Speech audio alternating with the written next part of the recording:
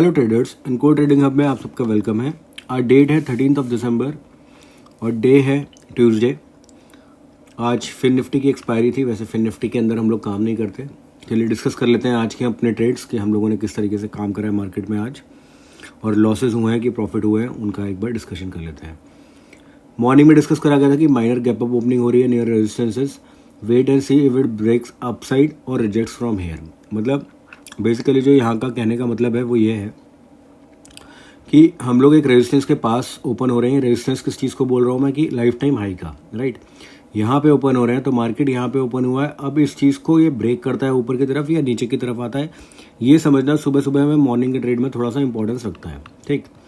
अगर हम अपना आज का मॉर्निंग का ट्रेड देखें तो आप देख पाएंगे कि हम लोगों ने अनदर लाइफ टाइम हाई बोलने के बाद एसएल डे हाई के साथ पीई को क्या करा था, पुट ऑप्शन को बाय करा था। और ये बाय करा था 9:30 की कैंडल के अंदर, 9:30 की कैंडल के अंदर। 9:30 की कैंडल कौन सी है, ये वाली।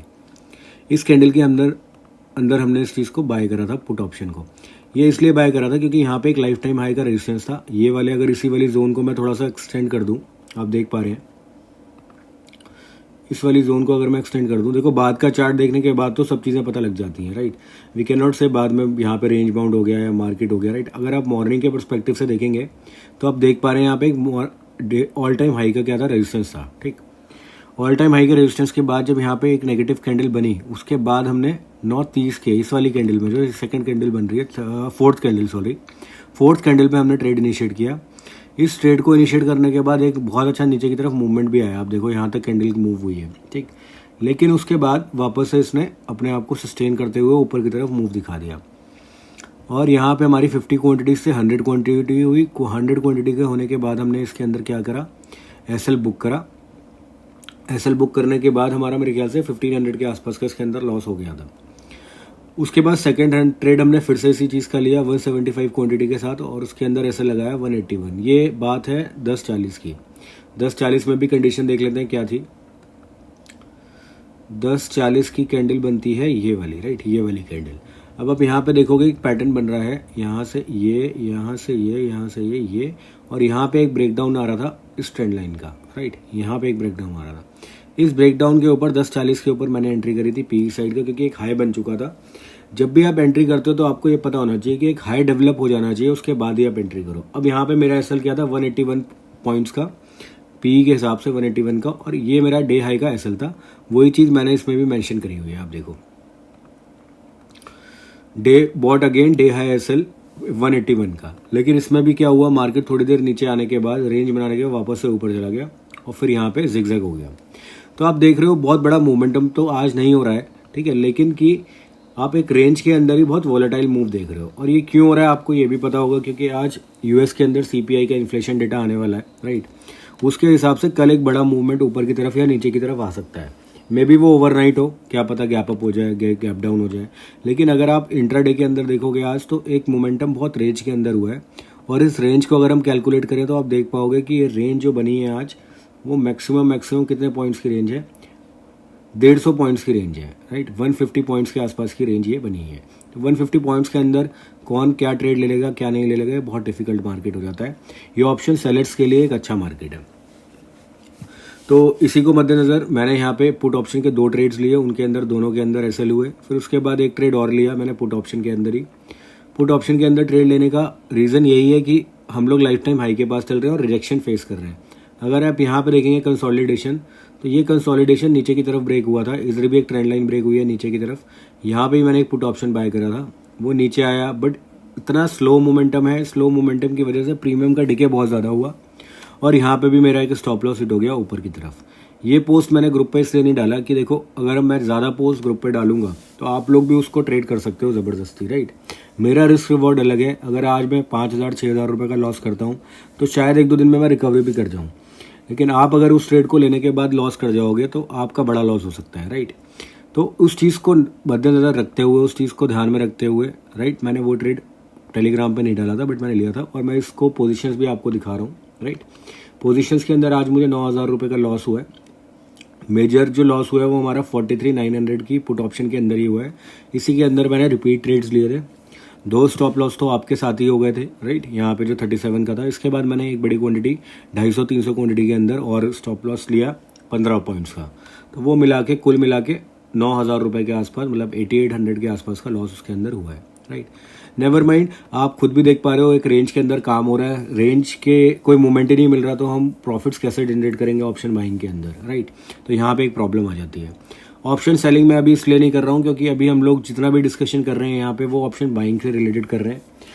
उसका कोई पॉइंट नहीं बनता कि अगर मैं बीच में कुछ ऑप्शन सेलिंग करके कुछ अर्न कर लूँ और मैं ग्रुप पे वो चीज़ ना डालूँ या फिर आपको वो चीज़ वीडियो के अंदर ना बताऊँ, राइट। ऑप्शन सेलिंग हम लोग स्टार्ट करेंगे तो आई लेट यू नो, और मैं आपको बताने के बाद ही ऑप्शन सेलिंग के भी प्लानिंग स्टार्ट करेंगे, राइट। तो ये तो आज आप बैंक निफ्टी के अंदर समझ पा रहे हैं। इसमें 2 साइकोलॉजिकल पॉइंट है जो छोटी सी लर्निंग मैं आपको दे देता हूँ, उसको समझना थोड़ा सा इंपॉर्टेंट है।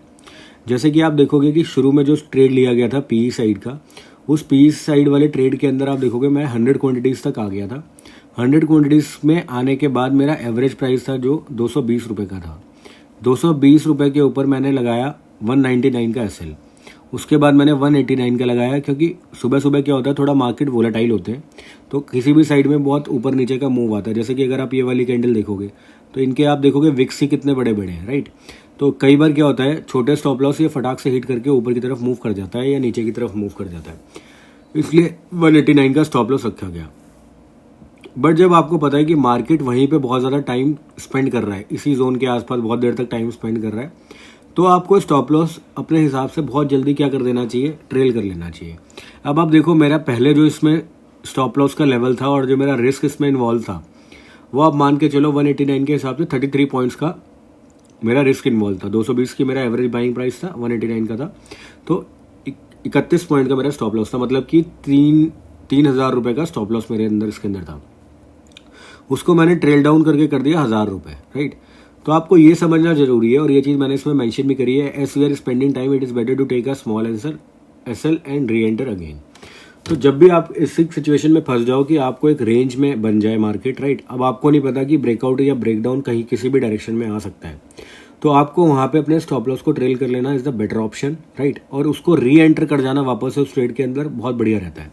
अब इसी के चलते मैं 2 एंट्रीज यहाँ पे ले पाया हूँ। आप खुद देखो, अगर मैंने शुरू में एक स्टॉप लॉस ले लिया, राइट, यहाँ पे लिखा है गॉड एग्जिटेड, तो 10,000 रुपये का लॉस लेने के बाद मैंने एक और एंट्री कर ली 175 क्वांटिटी के बाद, तो मेरे पास फिर से थोड़ा सा बफर है कि मैं 2,000 रुपये का एसएल अभी फिर से लगा सकता हूँ सेकेंड ट्रेड के अंदर, राइट। अगर मैं पहले इतना बड़ा स्टॉप लॉस ले लेता, ठीक है, जब मुझे पता है, देखो बड़ा स्टॉप लॉस और ये छोटा स्टॉप लॉस इस तरीके से आप आइडेंटिफाई करो कि अगर मार्केट रेंज के अंदर टाइम पास करने लग गई है तो आप उस स्टॉप लॉस को थोड़ा छोटा कर दो। अब जैसे आप यहाँ पे देखो, यहाँ पे मार्केट एक रेंज बना रही है, राइट। अगर किसी ने इस कैंडल पे ट्रेड ले लिया है तो उसको पता है कि यार मार्केट का डायरेक्शन कुछ भी हो सकता है, क्या पता यहाँ से मार्केट ऊपर की तरफ ब्रेकआउट दे दे या फिर ब्रेक डाउन दे दे, राइट। क्योंकि रेंजेस के अंदर आप कैंडलस्टिक फॉर्म नहीं कर सकते, इसके अंदर आप कुछ नहीं बोल सकते कि कहाँ डोजी बन रहा है, कहाँ नीचे से अपसाइड की, ऐसे कहने को तो ये वाली भी डोजी बनी और यहाँ पे एक ये वाली भी डोजी बनी, राइट। तो यू कैन नॉट से कि यहाँ से मार्केट का मूवमेंटम कहाँ हो सकता है, ऊपर की तरफ या फिर नीचे की तरफ। तो जब आप इस सिचुएशन में फंसो तो प्रो टिप यही है कि आप अपने एसएल को छोटा कर दो, कॉस्ट का लगा लो या फिर उसके आसपास का एसएल लगा लो, और उसके बाद अगर आपको मोमेंटम दिख जाए किसी भी डायरेक्शन में, वहाँ पे फिर से री एंटर कर जाओ, ठीक है। तो ये टिप आपके साथ शेयर करनी थी, मैंने कहा चलो आपको बता दूंगा, मे बी आप इसको यूटिलाइज कर पाओ अपने नेक्स्ट फर्दर ट्रेड्स के अंदर, ठीक है गाइस। तो आज हमारा लॉस हुआ है 9,000 रुपीज़ का। होपफुली हम लोग इसको 2-4 दिनों में नेक्स्ट डेज में रिकवर कर पाएंगे, ठीक है। Thank you so much. Hopefully आपको एक अच्छी लर्निंग मिली होगी इस वीडियो से। लाइक और सब्सक्राइब करते रहिए। Thank you.